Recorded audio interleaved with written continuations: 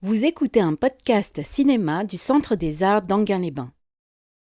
Bonsoir, merci et merci de nous avoir permis de faire un cycle comme ça bifide, enfin un cycle avec deux auteurs à la suite, évidemment qui ont un grand rapport entre eux. Vous le savez si vous êtes venus voir les Lubitsch, parce que j'arrête pas de vous parler de Wilder comme étant son disciple. Mais en réalité, je voudrais commencer par une petite anecdote, une fois n'est pas coutume, parce que l'autre jour dans la rue, j'ai vu le cinéaste Philippe Garrel. Vous voyez qui c'est.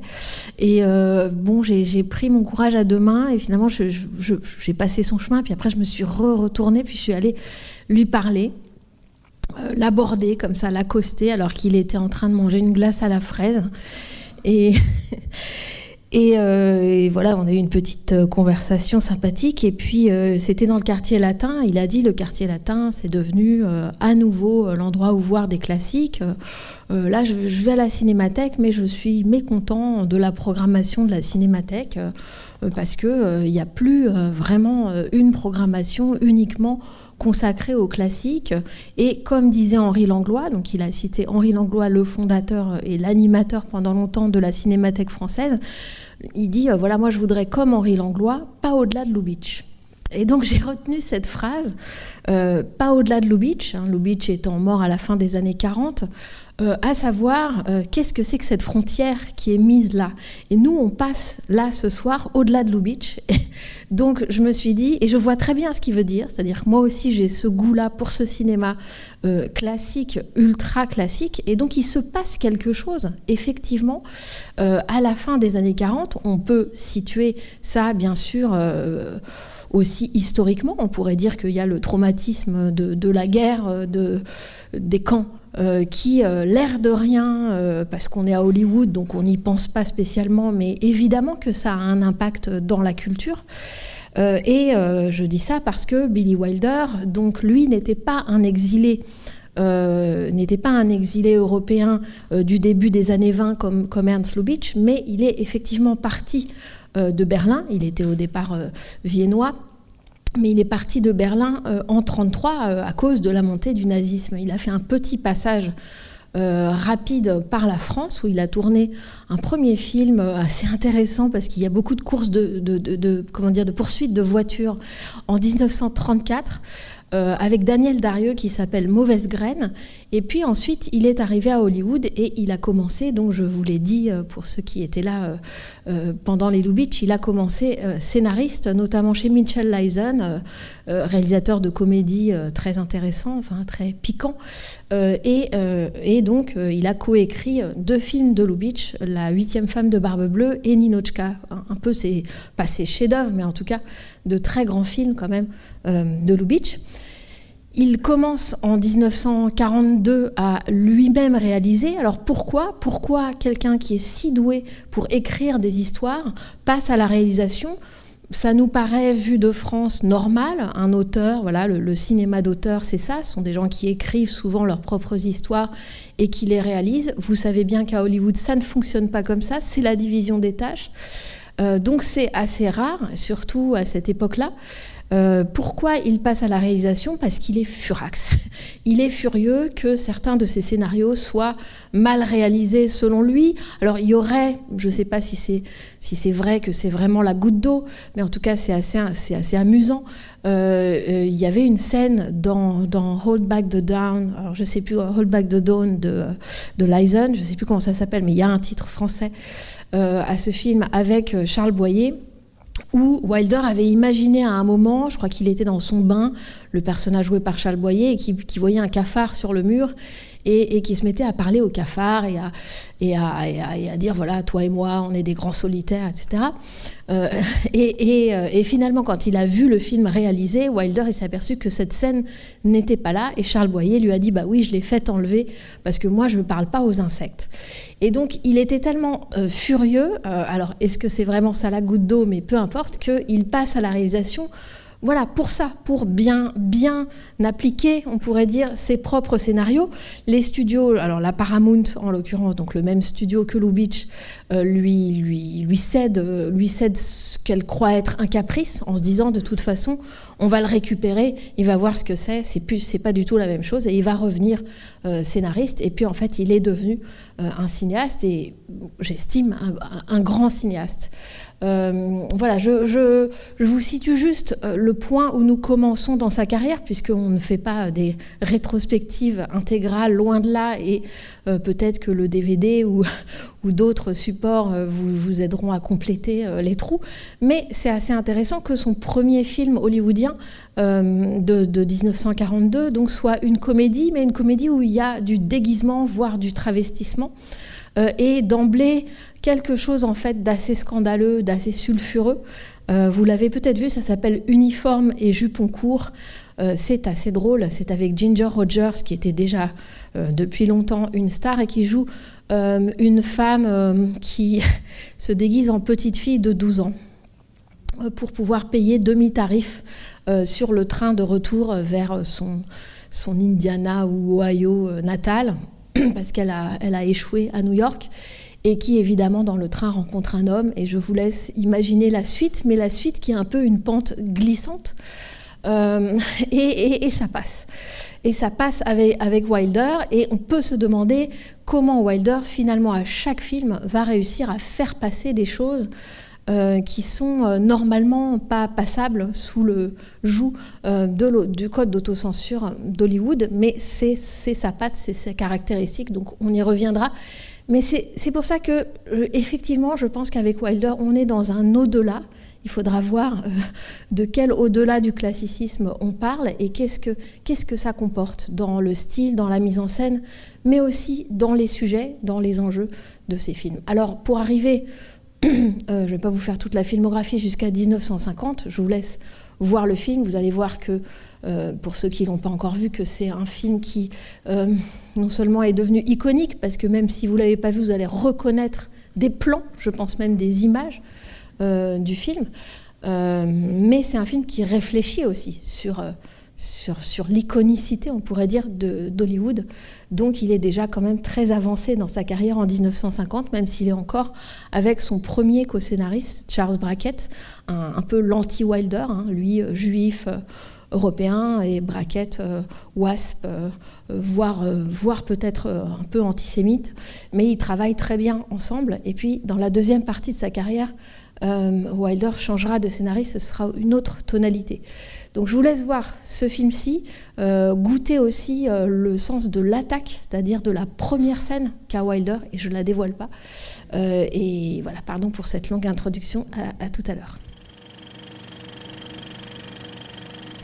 Je me disais, peut-être je vous laisserai pour une fois réagir en premier, mais je me disais presque que l'idée de parler un peu du film après, ce serait presque de l'extraire de son apparent bouclage, c'est-à-dire du fait qu'il est presque une sorte de film pour manuel d'écriture, et ce qui n'est pas forcément une bonne chose d'une certaine façon, a priori. C'est-à-dire cette façon dont le flashback est parfaitement bouclé entre le début et la fin, cette façon dont les choses se déploient et puis se referment un peu trop parfaitement d'une certaine façon. Donc peut-être est-ce qu'on pourrait desserrer les mailles et voir que derrière cette apparent espèce de choses, d'objets très clos, finalement, il y a quelque chose de plus complexe qu'une sorte de portrait de la fin d'un monde ou d'une décadence, disons justement, du Hollywood classique, d'une mise au tombeau qui serait celle du Hollywood classique. Évidemment, apparemment, il y a quand même beaucoup de choses à charge, et notamment le fait que Wilder arrive à travailler sur le décor comme il ne l'a jamais fait avant, et à rendre cette maison extrêmement présente. Et cette maison, à mon avis, est filmée comme une sorte de mausolée, comme un tombeau géant. Donc évidemment que tout ça est très cohérent, et qu'il y a une cohérence, y compris dans des détails de l'ordre des détails visuels. Par exemple, une sorte de rime visuelle entre la position du singe, quand on le voit allongé avec ses yeux fermés, et plusieurs fois où on voit Norma Desmond allongée, et qui nous, voilà, tout ça étant dans ce côté funèbre de tout ce travail de décor, qui fait aussi penser d'ailleurs à certains films de Stroheim. Et si vous avez vu Erich von Stroheim, donc, qui joue Max et qui est ce réalisateur très important de la période du muet et qui aimait beaucoup Wilder, entre autres, beaucoup de gens aimaient beaucoup Stroheim. Si vous êtes venu, si vous avez vu La Grande Illusion de Jean Renoir, où il est aussi acteur, vous vous souvenez que Stroheim avait apporté lui-même les décors, avait lui-même organisé l'espace pour le rôle d'officier allemand de la Première Guerre mondiale qu'il jouait dans le fort, dans le château prison de La Grande Illusion, et que donc il a ce sens du décorum, et qu'avec lui il amène quelque chose à la fois de grandiose mais aussi de funèbre. Donc juste parce que je n'en avais pas parlé avant, je voulais que les quelques personnes qui n'avaient jamais vu ce film puissent avoir une forme de surprise, peut-être de la reconnaissance. Évidemment que c'est un bal de tête, comme dirait Proust, ou bien un waxworks, des figures de cire, et que Billy Wilder joue un peu avec le feu, d'une certaine façon, en faisant revenir à Hollywood, sur les lieux du crime, de vraies personnes qui ont joué et réalisé et tourné pendant le muet. Donc évidemment, vous avez reconnu, entre autres, Buster Keaton, qui n'a pas complètement arrêté après le muet, mais enfin, quand même, Buster Keaton, c'est le cinéma comique muet incarné. De même que H.B. Warner, qu'on voit, que vous avez peut-être vu dans des Capra, qui joue par exemple le juge dans Monsieur Deeds, le moustachu. Bon, il a joué dans des films parlants, mais il est plutôt attaché dans sa jeunesse au muet. Et puis, bien sûr, donc, le plus important, à part 2000 qui joue son propre rôle, effectivement, Stroheim. Stroheim, on pourrait dire en alter ego de Wilder lui-même. Enfin, en tout cas, on s'en aperçoit à la fin quand on comprend que, quand il dit qu'il était le réalisateur qui faisait tourner Norma Desmond et son premier mari en même temps. Et surtout, quand il y a j'allais dire presque ce procédé final, mais qui est devenu une figure de l'histoire du cinéma, enfin, qui a vraiment marqué l'histoire du cinéma, c'est ce moment où semble coïncider pour nous, spectateurs, le film, disons, illusoire que la femme démente prépare, et le film effectif, réel, que nous sommes en train de voir. Et où il y a ce moment comme ça où disons, divers procédés font que ça coïncide, et notamment ce flou final. Et puis aussi cette approche face caméra, qui, si c'était en 3D, enfin c'est comme si c'était en 3D, je ne sais pas si vous avez cette impression, en plus avec cette copie extrêmement aiguë, c'est assez étonnant, je ne l'avais jamais vu aussi net, en fait, le flou aussi net. Donc quand arrive voilà, ce moment final, c'est nous qu'elle va évidemment attraper avec ses serres, avec ses griffes en avant. Donc bien sûr que voilà, il y a ce côté métafilm, c'est l'un des grands films sur Hollywood, mais peut-être que ce n'est pas tant dans la perte de quelque chose que le film est intéressant, disons dans le portrait un peu complaisant de cette femme qui s'illusionne de revenir sur scène, et bon, tout ce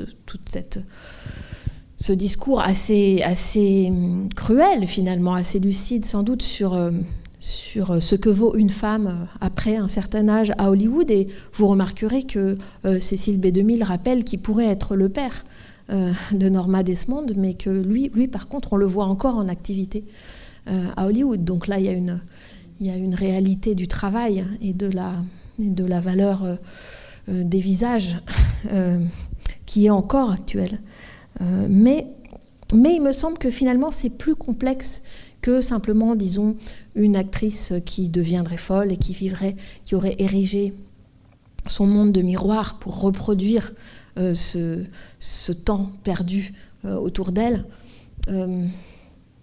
Bon, je vous dirais, je ne sais pas encore tout à fait bien comment l'exprimer, mais il me semble que Là où le film est plus intéressant, c'est que d'abord, allons-y franco, le fait qu'il soit raconté du point de vue du mort, qui est quand même un geste, là encore, qui fait date dans l'histoire du cinéma, même si vous pensez à Vampire de Dreyer dans la période muette, on a quelque chose de similaire, mais voilà, c'est un geste très fort. Alors en fait, pour vous préciser, le film, et ça Billy Wilder l'a tourné, avait un prologue qui se passait à la morgue. Et en fait, c'était avec une espèce de trucage, on passait à travers le linceul et on avait deux morts qui se parlaient, qui commençaient déjà à raconter l'histoire, et puis ensuite on continuait avec lui dans la piscine. Et en fait, au moment du preview, de la projection test, les gens ont ri dès qu'ils ont vu le pied du mort avec une petite étiquette, vous voyez. Et donc ça a tout... Ça a gâché complètement la projection test du film, et donc il a enlevé ce prologue. Il a sans doute eu raison.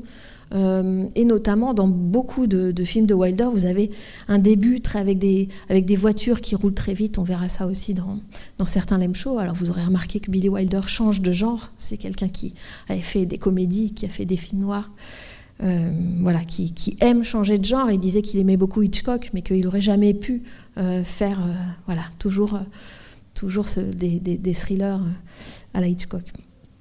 Alors donc le fait que ça commence raconté par un mort, d'une certaine façon, on l'oublie parce qu'ensuite il y a ce portrait de Norma Desmond, mais moi je trouve que finalement cette déchéance ou cette décadence, le côté funéraire ou funèbre du film, il faut quand même penser qu'il s'applique aussi, ou même surtout, à cette génération, à la jeune génération, aux personnages de scénaristes actuel, disons au moment du film, joué par William Holden. William Holden, donc c'est le premier vrai grand rôle, hein. C'est un acteur sous contrat à la Paramount. Il a joué un peu dans des comédies, dans des choses pas très importantes, et c'est finalement avec Wilder qu'il va avoir, alors dans mon souvenir, 3 rôles. On le reverra ici dans ce cycle dans 2 autres films, Ariane et Fedora. Il a eu des rôles importants à la fin de sa vie, mais c'est vraiment Wilder qui l'a fait exister comme ça aussi fort. Et je trouve que là encore, la photo et la restauration de la copie nous montre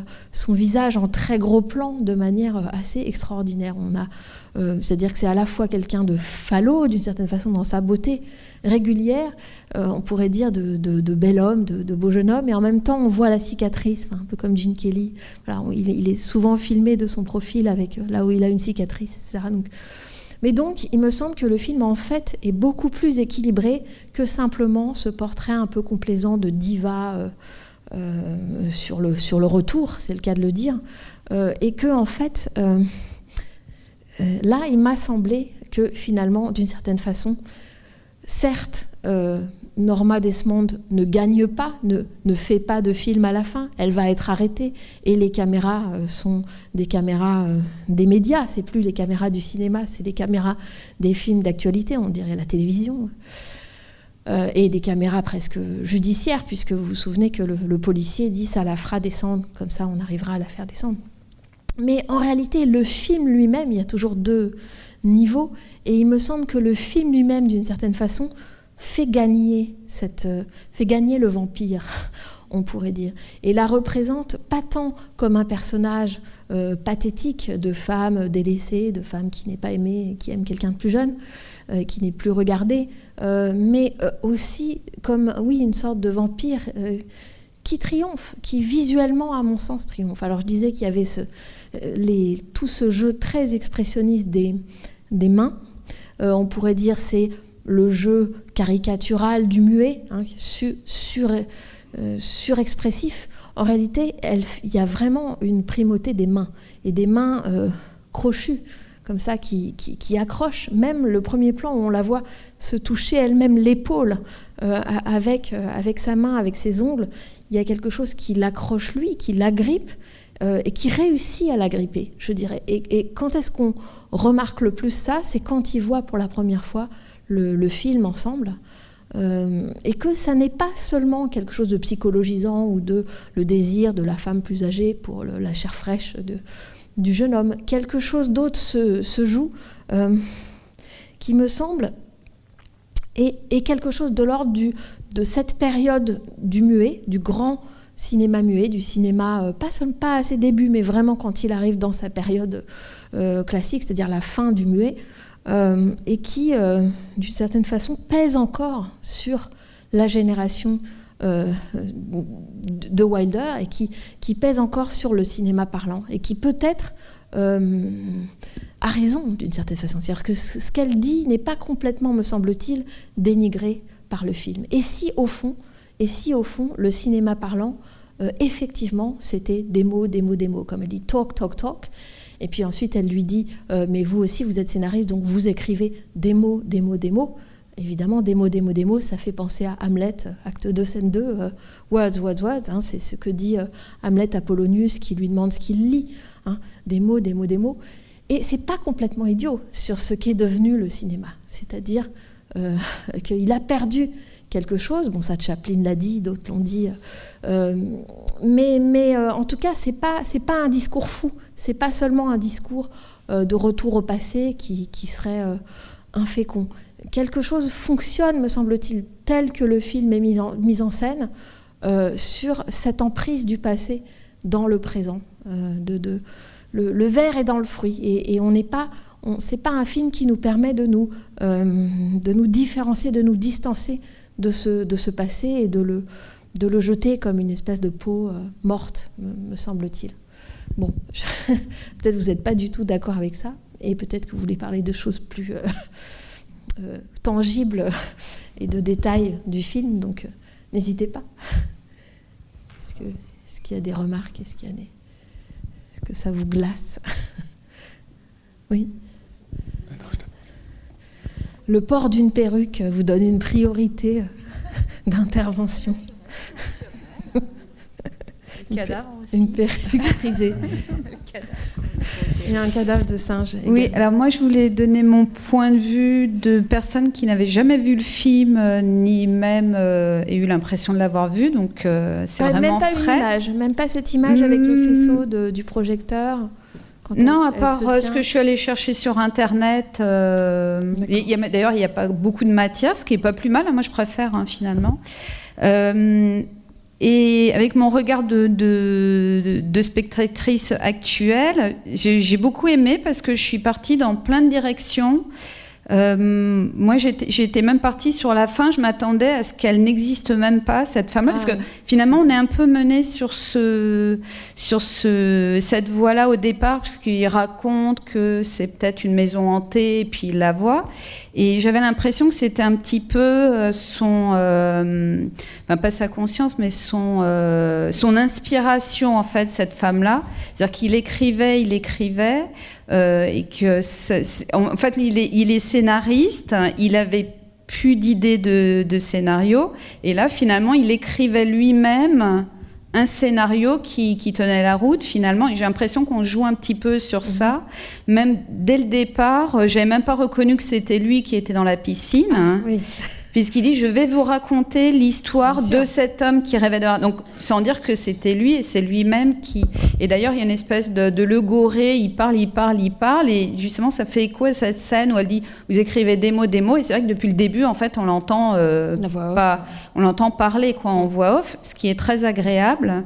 Donc, moi, ça me ramenait un petit peu sur les Fight Club, des films comme ça qui sont faits sur cette même impression. Et en fait, à la fin, on s'aperçoit qu'il n'y a pas le deuxième personnage. Moi, j'ai fait pas mal le rapprochement avec Fight Club, justement, avec cette folie.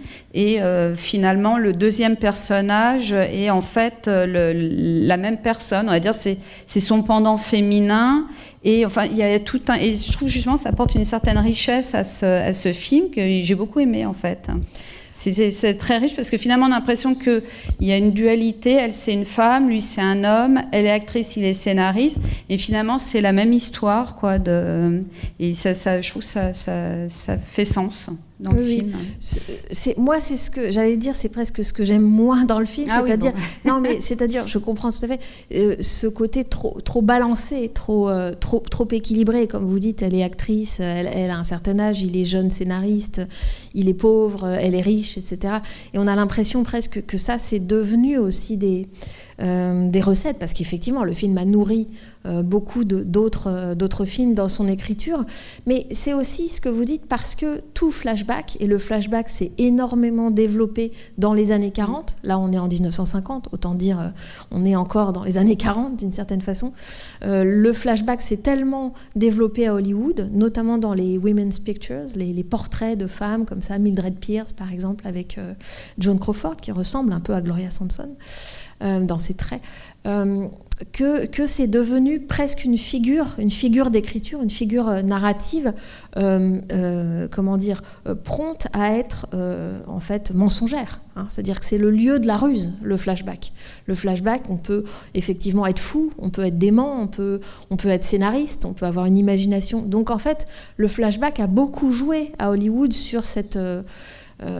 sur l'aspect entre guillemets réaliste ou non de ce qu'on voyait.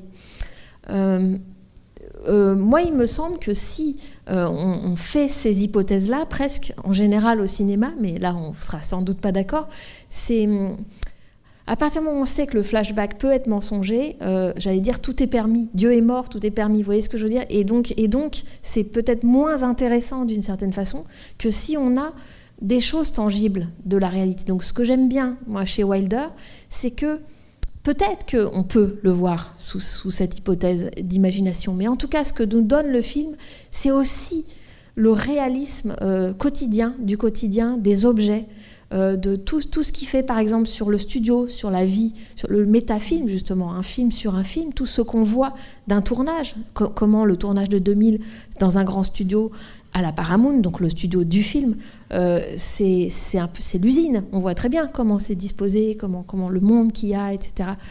Quand ils sont les deux déambulent dans le studio, ce dont c'est sans doute inspiré La La Land, par exemple, le couple qui se balade comme ça dans un studio.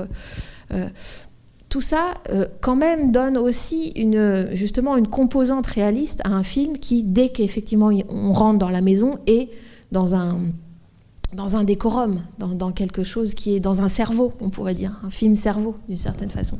Voilà, mais c'est pas pour nier le fait que c'est possible de le voir comme ça. C'est juste que je trouve, moi, que heureusement que Wilder a aussi ce sens du détail réaliste, y compris visuellement. C'est-à-dire qu'il y a des objets dont on se rappelle, pas seulement le porte-cigarette, mais même des choses de lui qui sont très quotidiennes, ou la texture de sa veste avant qu'elle lui achète ses vêtements, etc. Je pense que c'est important qu'il y ait ça aussi dans le film.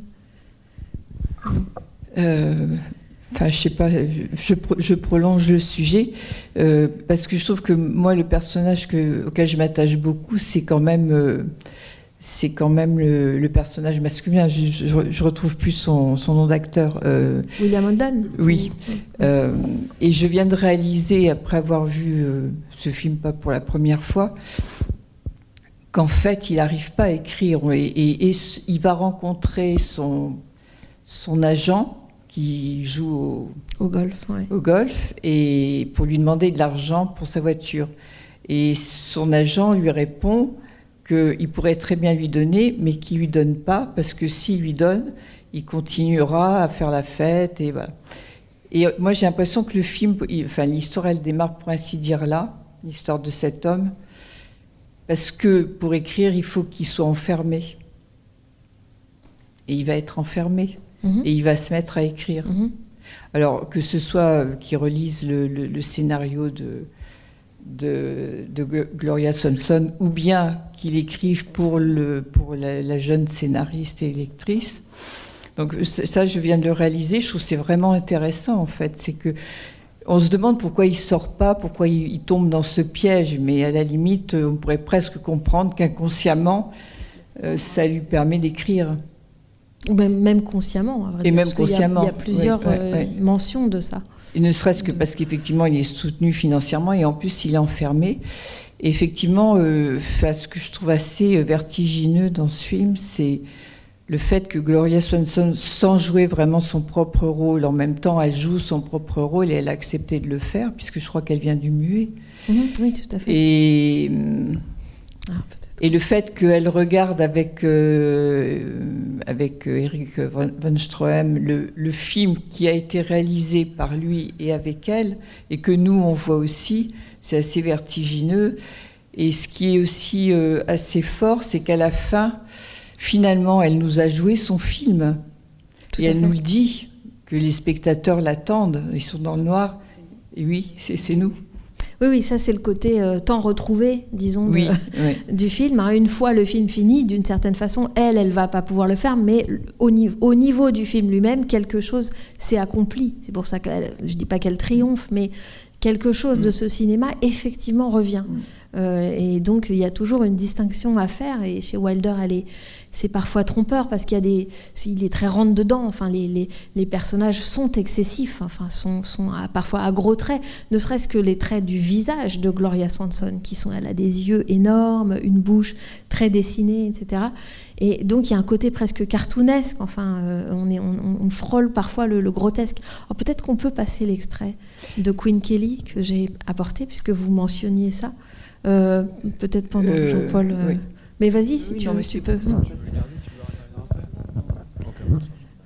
Parce qu'effectivement, Gloria Swanson était la très grande star du muet que Norma dit être. Et effectivement, elle a été lancée par 2000. Elle a fait beaucoup de films avec 2000. Peut-être qu'elle en a fait 12, comme elle le dit. Ça, j'ai pas vérifié. Mais donc, à la fin des années 10, à la toute fin des années 10. Et je voulais vous montrer un extrait, moi qui m'étais restée, parce que je l'avais vu à la Cinémathèque il y a longtemps, quand on passait encore les films muets sans accompagnement. Mais là, je crois qu'il y a une musique. Queen Kelly, donc... le moment de la rencontre entre une jeune orpheline de couvent et un prince qui est un peu un prince comme si vous êtes venu voir le lieutenant Souriant, un petit peu comme ça, un jeune prince très, très don Juan et qu'une reine s'est approprié par avance. Donc on peut regarder juste le moment de la rencontre. Donc c'est Queen Kelly, je vous le dis avant que, mais tu peux lancer Jean-Paul, mais c'est donc un film de 1929 de von Stroheim et qui est un film inachevé. Oui, non, je disais que c'était un film qui est inachevé parce que c'était un truc tellement énorme qu'au moment où le film était en train d'être fait, le cinéma est passé au parlant et donc il aurait coûté trop cher. Et donc on a quand même 1h30 à peu près de film qui nous reste. Mais c'est pas ça que je voulais dire. C'est que deux choses me frappent, je sais pas si vous êtes d'accord. D'abord, elle n'est pas si jeune dans ce film, de même qu'elle n'est pas si vieille dans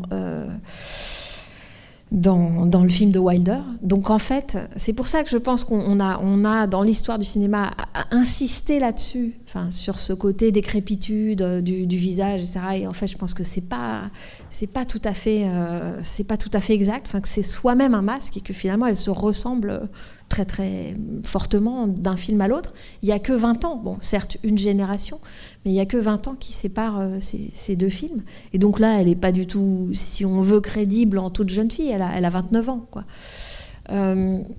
Et puis évidemment, la deuxième chose, et là on pense à Lubitsch, c'est quand même, on vient de voir une scène où une jeune fille balance sa culotte à un homme. Enfin, non mais, je veux dire, c'est quand même assez fou, vous ne serez pas venu pour rien ce soir. Et donc, c'était une façon d'abord de relier un petit peu tout ça avec Lubitsch, mais aussi à rappeler, et ça on n'est qu'au début de ça, il va falloir venir voir les autres Wilder, mais bien sûr que lui, il a cet héritage des sex comedies, et que même si on commence par un film qui n'est pas sur un mode comique, il y a la présence du désir qui est quand même dans le film. Alors, il est un peu écrasé par le côté macabre de la chose, mais il est bien présent.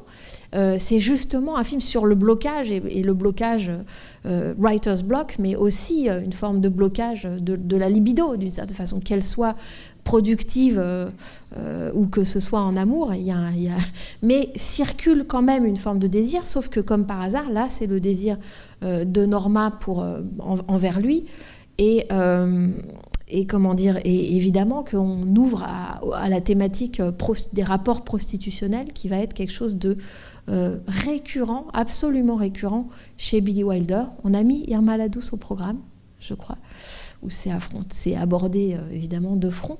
Mais finalement, je vous parlais de son premier film hollywoodien où Ginger Rogers se transforme en petite fille pour payer que la moitié pour payer tarif réduit.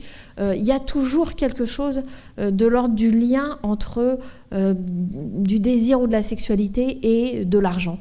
Et ça va être quelque chose qui va revenir de façon très forte, et y compris dans son versant justement gigolo, hein. Donc là, dans ce film-ci, je vous ai pas dit, mais je vous apprends peut-être, mais je l'ai peut-être dit sur Lubitsch, mais que Wilder a été lui-même, semble-t-il, un peu gigolo quand il était à Berlin, et qu'il était, comme son personnage dont on apprend au début qu'il a été journaliste. Donc Wilder était à la fois journaliste et danseur pour dames quand il était jeune à Berlin. Donc il connaît très bien et c'est pas quelque chose qui l'effraie forcément. Enfin, il n'y a pas de jugement moral de lui-même porté là-dessus, mais en tout cas c'est quelque chose qui va revenir dans son cinéma. Mais oui. Est-ce que moi, je pensais en fait au genre en fait du film. Oui. C'est quand même une sorte de film noir aussi, enfin dans cette période-là. Mais c'est souvent des films en fait qui sont un peu à la limite du fantastique. Enfin là, on parlait de personnage de Norma Desmond qui serait un peu comme un fantôme. Et si on pousse un peu plus loin, en fait, moi, parfois, j'ai l'impression de voir presque un film d'horreur, en fait. Oui, tout à fait. C'est-à-dire que c'est enfin, en tout cas un film de cauchemar, où effectivement, comme tu dis, c'est le personnage principal du scénario. Si on analyse ça, enfin, en termes de qui est le personnage principal et secondaire, je pense que beaucoup de gens répondraient c'est Norma Desmond, alors qu'en fait, c'est son histoire à lui, et qu'effectivement, il y a cette histoire de blocage et d'une impossibilité à écrire. Après, il y a le blocage peut-être sexuel, etc. Mais que c'est vraiment cauchemardesque, en fait. Oui, tout à fait. Et avec des éléments d'épouvante, ne serait-ce que le singe, on pourrait dire c'est complètement gratuit. Et en fait, le singe, parce que quelqu'un a eu l'idée, la FBI, la fausse bonne idée, d'adapter Sunset Boulevard à la scène, évidemment, hein, on en fait tout, enfin, ce film sert à tout, dans les années, je crois, 80. Et donc Wilder, qui est mort en 2002 ou 2003, a vu ça, il était furieux. Et je crois qu'il est allé à la première, ou en tout cas à une représentation de cette pièce, et il a vu qu'il y avait Nancy Reagan, enfin voilà, qui faisait des mondanités avec les gens en sortant, et il lui a crié, et une amie de Nancy Reagan parlait du singe, mais qu'est-ce que c'est que cette histoire de singe, etc. Et il lui aurait crié, c'est lui qui raconte ça dans un entretien, qui lui a crié, vous n'aviez pas compris qu'elle baisait le singe. Voilà, donc oui, il en rajoute une couche dans le... vous voyez, c'est-à-dire que Wilder, c'est ça. C'est pour ça que je disais que... Enfin, toi, tu disais on a basculé du côté de Wilder, et je disais qu'on est passé au-delà de Lubitsch. En fait, on pourrait dire on est presque... Alors, Wilder avait, comme je vous avais dit, cet écriteau qu'il avait fait broder dans son bureau. Que ferait Lubitsch, hein, quelle solution scénaristique d'écriture aurait-il? Quelle idée géniale de mise en scène, de gag aurait-il? Mais en réalité, d'une certaine façon, ayant vu et revu là, les Lubitsch, leur caractère, leur sécheresse, d'une certaine façon, leur élégance, leur côté poli au sens de brillant, leur éclat, on peut se dire que Wilder, peut-être... d'une certaine façon, a presque pris le muet, pris l'héritage du Lubitsch muet, lourd, on pourrait dire, allemand. Il a pris aussi Stroheim, juif qui est arrivé à 22 ans à Hollywood, qui a ensuite perdu l'allemand, mais qui vient quand même de cette culture-là. Et qu'il a gardé quelque chose. Alors, il y a David Thompson, je ne sais pas si vous voyez qui c'est, un critique anglais qui avait écrit contre Wilder. Justement, contre une forme de cynisme. Là, je citais cette anecdote du singe. On voit bien qu'il y a une trivialité, il y a quelque chose, on est toujours au bord de... Et puis finalement, au cours des années, il est revenu là-dessus. Il a même écrit une espèce de lettre d'excuse. Voilà, il a changé d'avis sur Billy Wilder. Mais en tout cas, il écrivait que, ce critique, il écrivait que Stroheim, j'avais noté, je ne sais plus, que Stroheim, comme tous les vrais grands cinéastes du muet, avait compris qu'il fallait sacrifier le goût, le bon goût, pour l'obsession. Et que c'était ça, être un grand cinéaste dans la période muette. Ce qui s'appliquait exactement à Stroheim. On pourrait dire à Sternberg également. Mais ce dont il ne se rendait pas compte, je pense, David Thompson, c'est qu'en fait, il parlait de Stroheim, mais ça s'applique complètement à Wilder. C'est-à-dire que ces touches-là, par exemple, d'épouvante, ou bien le côté sexuel parfois beaucoup plus appuyé dans un film comme Embrasse-moi idiot, plus tard, par exemple, qu'on ne va pas passer, mais qui est assez intéressant. Tout ça, c'est aussi finalement cela, c'est-à-dire c'est pas gratuit, c'est pas une espèce de provocation d'époque ou quoi, c'est qu'à un moment, pour lui le cinéma, il y a un enjeu si on dépasse justement le bon goût. À tel point que peut-être ce film-ci même, moi, m'apparaît parfois comme justement encore trop dosé, encore trop ourlé dans son côté ouvert et clos sur le flashback, dans une forme d'élégance du ralenti. Hein. C'est ce qu'il dit d'ailleurs, le personnage lui-même en off, il dit c'est en train de s'effondrer, mais au ralenti, vous vous souvenez ? Alors si on va dans cette idée que peut-être il faudrait encore plus en rajouter une couche sur la violence de l'obsession et sur l'abandon total du bon goût, on en arrive à Babylone de Damien Chazelle. C'est ça le problème. Donc, moi, personnellement, je déteste. Mais d'une certaine façon, il prend ce principe-là de décrire la décadence hollywoodienne et puis il prend le curseur et il le met au maximum. C'est pas ça non plus, me semble-t-il, la recette à appliquer, mais en tout cas, il y a quelque chose, effectivement, du jeu avec quelque chose qui serait tout sauf le bon goût. Donc l'épouvante, par exemple, donc le singe. Oui, horrifique. D'ailleurs, elle ressemble... La Belle et la Bête. Parce qu'en fait, Norma, elle est entre Blanche-Neige et puis la sorcière. Par moment, on a l'impression qu'on est en face de Blanche-Neige et par moment, on a l'impression que c'est la sorcière de Blanche-Neige, la marâtre. Et oui, ça relève aussi des contes pour enfants, et effectivement du fantastique, du film noir. Du film comique aussi, le passage où elle joue Charlie Chaplin en Charlot, c'est génial, quoi. Ce qu'elle joue déjà dans un film muet qui est très bien, qui s'appelle Manhandled, avec elle et où elle imite déjà Chaplin. Elle a travaillé avec Chaplin aussi à ses débuts. Elle a joué dans un Chaplin, elle le connaissait. Pour revenir au singe, c'est vrai que c'est très impressionnant l'arrivée sur le singe qui est dans son cercueil. Et non, d'ailleurs, c'est pas le cercueil, c'est le. Le cercueil arrive après. Arrive après, oui. Ouais. Et alors, on a vraiment la sensation très vite, effectivement, que le prochain, ça va être. Comment il s'appelle le personnage dans le film ? Joe Gillis. Joe, oui, c'est ça va être Joe, on le sent venir. Et elle est aussi très impressionnante. Alors, je comprends que si Billy Wilder, ça je ne le savais pas, avait fait danser des dames, il est attiré par la danse parce que c'est vrai que cette scène de danse le soir du réveillon sur un carrelage qui a été fait pour Valentino, c'est une très belle scène, mais elle est en même temps effrayante parce qu'en fait, elle a tout le temps des voiles dans ce film en permanence, dont un qui va vraiment beaucoup gêner, qu'elle va enlever pour le tango, et qu'en même temps, elle parle elle veut jouer Salomé, ou elle l'a joué, je ne sais pas effectivement, bon...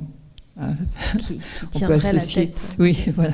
Donc, oui, mais alors justement, cette scène, c'est un bon exemple, et peut-être on passera le deuxième extrait pour faire le rapport avec le film noir, mais je sais pas, qu'est-ce que vous avez pensé de cette scène de danse, dans le sens où, moi, c'est le moment où je me dis, Wilder n'est pas que dans l'écriture, c'est-à-dire qu'il se passe aussi quelque chose dans le jeu, il se passe aussi quelque chose dans la façon dont la danse est filmée, dont eux sont filmés, parce que quand on filme deux personnes qui dansent ensemble, de quel côté on se place, etc. Et donc la mise en scène donne quand même un peu sa chance au personnage, me semble-t-il, de Norma Desmond, plus qu'à un autre moment du film. Le surjeu, évidemment, le surjeu de Swanson est quelque chose de programmé dans le film. On voit bien qu'elle joue une actrice qui joue à l'actrice de film muet. On a compris que c'était son parti pris, disons, de jeu. Et il me semble qu'à l'intérieur de cette scène-là, où il danse ce tango, elle lâche un petit peu ça. Et on sent vraiment la femme amoureuse, et on le sent lui. Bon, il y a aussi l'histoire du suicide, des veines coupées où il revient, mais voilà, on sent que là quelque chose accroche peut-être, et que cet amour, c'est pas si fou quand même au fond qu'un homme de 30 ans et une femme de 50 ans, ça pourrait faire couple. Et que ailleurs dans le film, c'est traité sur un mode du conte, du thriller. Voilà. Ça rentre dans un genre un peu trop facilement, même si c'est plusieurs genres, si c'est composite. Tandis qu'à ce moment-là, il n'y a plus de genre. On est au moment de la danse, il y a une suspension de ça, et quelque chose peut effectivement advenir de l'ordre du premier degré.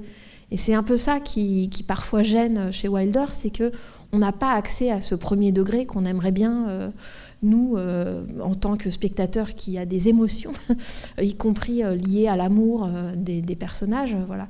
Et ça, on le trouve chez Lubitsch, par exemple, dans Serenade à 3, ou même dans d'autres films qu'on a montrés ici. Et je trouve qu'on cherche quand même ça dans les films. Il faut qu'ils soient... C'est très intelligent, le début, de faire parler le mort, etc. C'est très drôle quand il dit « Ah ben j'ai toujours voulu une piscine ». C'est hallucinant, de drôlerie macabre. Mais en tant que spectateur, est-ce qu'on n'attend pas des moments où il n'y a pas ça, c'est-à-dire de l'air où on ne sait pas où on est et on ne sait pas vraiment ce qui va se passer entre eux. Et il n'y en a pas peut-être tant que ça dans le film. Alors je vous ai amené un autre extrait si tu veux bien le passer. Alors, Assurance sur la mort, c'est ça ? Oui. Parce qu'on a quand même grillé beaucoup d'étapes en commençant Wilder en 1950. Je vous avais dit qu'il avait fait un premier film en 1934, puis qu'ensuite il en a écrit d'autres. Donc j'ai voulu vous peut-être insister là avec cet extrait d'Assurance sur la mort 1944, d'abord sur l'extrême virtuosité effectivement de Wilder, qui est capable comme ça de faire, il fait un premier film noir, c'est l'archétype du film noir, ça devient le premier film noir d'une certaine façon de l'histoire du cinéma. C'est la même année que Laura de Preminger, mais quand même. Donc Double Indemnity. Et puis deuxièmement, qu'on n'y pense pas souvent, mais que Wilder fait advenir des personnages féminins. Donc ça, il a ça en commun avec Lubitsch, que les femmes, les personnages de femmes sont quand même très importants dans ses films. Ça a l'air de rien, mais Hollywood, comme vous savez, c'est pas l'évidence. Et qu'il a un art de l'attaque de la scène, de l'irruption, de comment on fait, voilà, comment le personnage fait irruption. Oui, effectivement, ça. Alors, vous voyez que la scène de l'escalier de Sunset Boulevard avait été, et de même que l'usage de la voix off, avait été répété quelques années, répété au sens de répétition générale, avant dans ce film. Et ce qui est aussi intéressant, c'est que la situation de désir est inversée, mais en fait, ces deux personnes, on voit très bien, c'est un jeu de main chaude de la manipulation dans ce film noir. Les deux sont des manipulateurs d'une certaine façon, et on ne sait jamais qui manipule plus l'un que l'autre. Mais au fond, c'est un peu ça aussi dans Sunset Boulevard, c'est-à-dire que la voix off nous dit « j'étais sûre de mon coup, j'allais me faire de l'argent, etc. » Et puis voilà, en fait, il se fait déborder par cette emprise. Mais la façon dont il filme le surgissement de cette femme, il y a cette histoire de la perruque. Donc l'actrice, vous la connaissez, c'est Barbara Stanwyck, actrice assez extraordinaire, notamment dans Les Capras du début. Mais elle a cette perruque horrible d'une certaine façon. Enfin, cette espèce de perruque qu'on voit que c'est une perruque blonde. Mais en fait, c'est utile dans le film. C'est-à-dire qu'il faut que le personnage ait ce côté, justement, là encore, un peu trivial, de cheap blonde, hein, de femme mariée, mais qui d'emblée se montre découverte, qui flirte, qui a ce... Voilà. Donc il y a toujours un côté travestissement, d'une certaine façon. C'est-à-dire que même la femme, en tant que femme, joue le rôle d'une femme et se travestit en femme. Je ne sais pas si donc finalement, voilà, c'est quelque chose qu'on va retrouver dans tous les Wilder. Cette idée que non seulement on joue tous un rôle dans la vie, ça on l'a vu chez Lubitsch dans To Be or Not To Be, on l'a vu chez Cukor par exemple, bien sûr, c'est une réalité sociale, disons, de la vie en société. Mais lui, il en met un peu plus. Et on a toujours l'impression qu'il y a quelque chose de perruqué dans son cinéma, et c'est ça aussi qui est intéressant quand on passe de Lubitsch à Wilder, de voir jusqu'où on peut aller, disons, dans le fait d'aller trop loin. Toujours, déjà. Dès l'apparition de Phyllis, on sait que ça va aller très mal et qu'on n'est pas du tout dans une histoire d'amour qui viable, disons. Je ne sais pas si vous vouliez... J'ai l'impression d'être trop long. Juste une petite remarque. Comme on sort de Lubitsch, là, j'ai retrouvé l'escalier qui est très important. Il s'y passe quand même beaucoup de choses dans cet escalier. Il y a toutes les explications, les messes basses, etc. Et il y a aussi cette histoire des portes, oui, avec là carrément des trous. Donc avec Lubitsch, on avait tout ce qui se passait derrière la porte et qu'on ne voyait pas.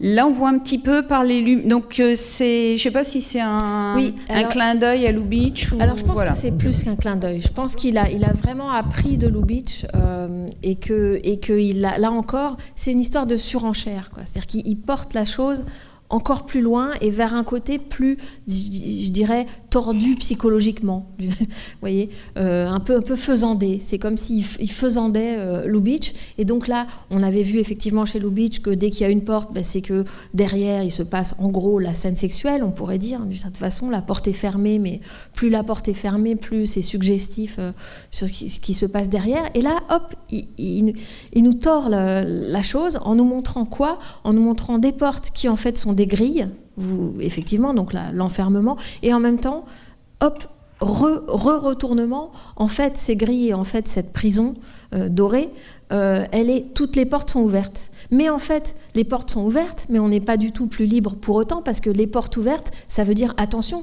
si tu fais quoi que ce soit, je me coupe les veines. Donc c'est un vrai chantage, donc c'est une deuxième prison, etc.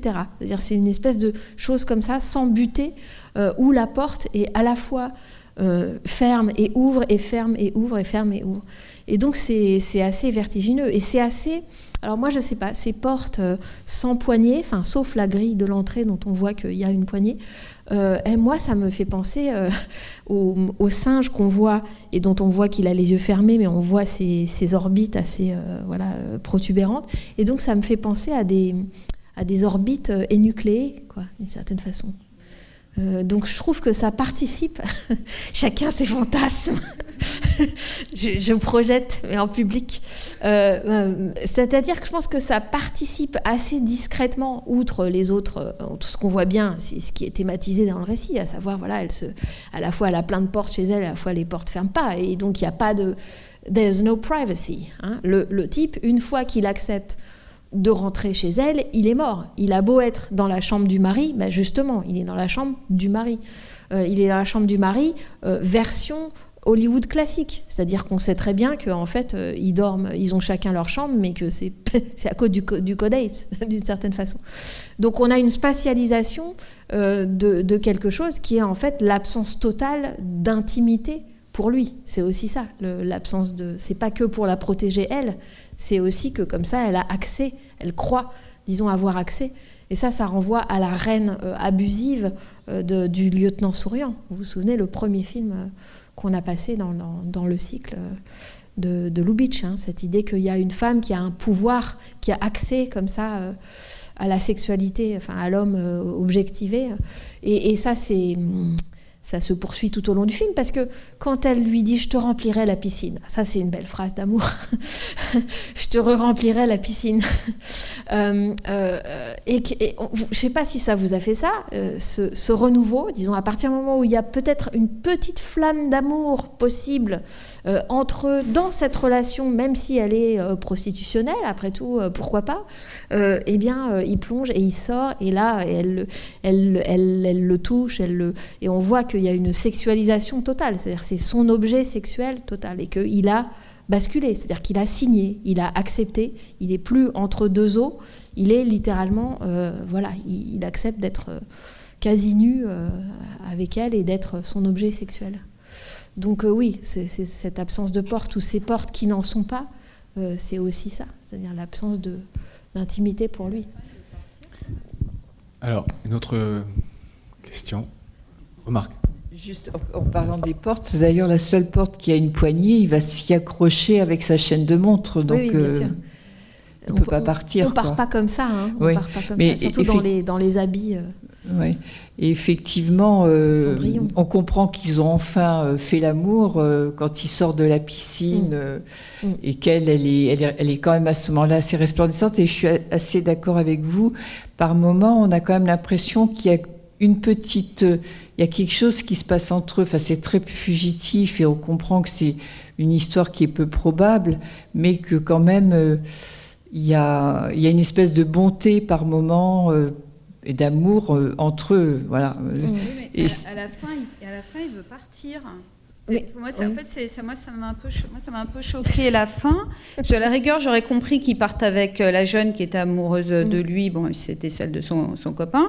Mais en fait, finalement, lui, ce qu'il veut, c'est ne plus les voir, ni l'une ni l'autre. Oui, parce que ça, c'est quand même particulier. Il dit à une, non, je vais rester là parce que regarde, j'ai le luxe, je mange du caviar, je bois ce qui fait film d'horreur, c'est qu'ils mangent que du caviar et ils boivent que du champagne aussi. Ça m'a fait un peu bizarre. Hein.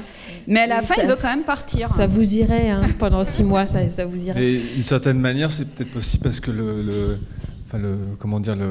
l'horreur, c'est pas juste sa maison à elle, c'est Hollywood en fait. À la fin, il veut partir, il veut rentrer dans son pays natal, je sais plus, où il habite. Enfin, l'horreur, c'est Hollywood, mais j'allais dire, on pourrait aussi très bien dire l'horreur, c'est le couple.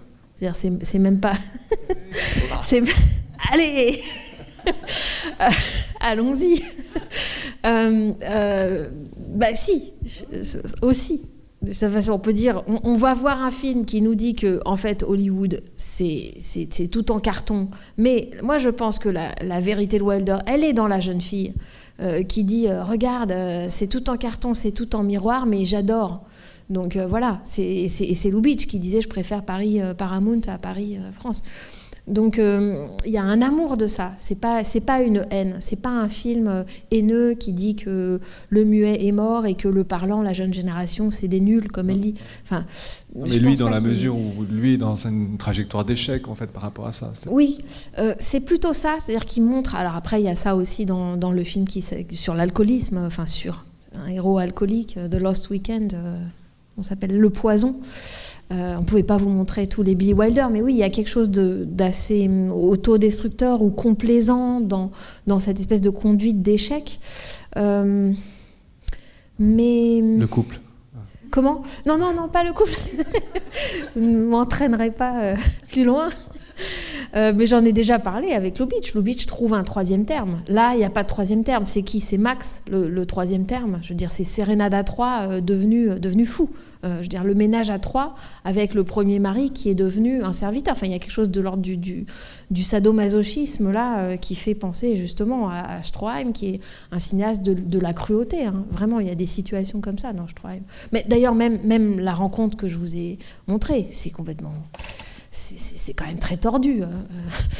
Donc, c'est-à-dire que la première fois qu'on rencontre un prince charmant, on perd sa culotte. Enfin, c'est fou. Non, mais c'est complètement fou. Mais donc, parce qu'on se disait quelque chose par rapport à l'enfermement. Ah oui, non.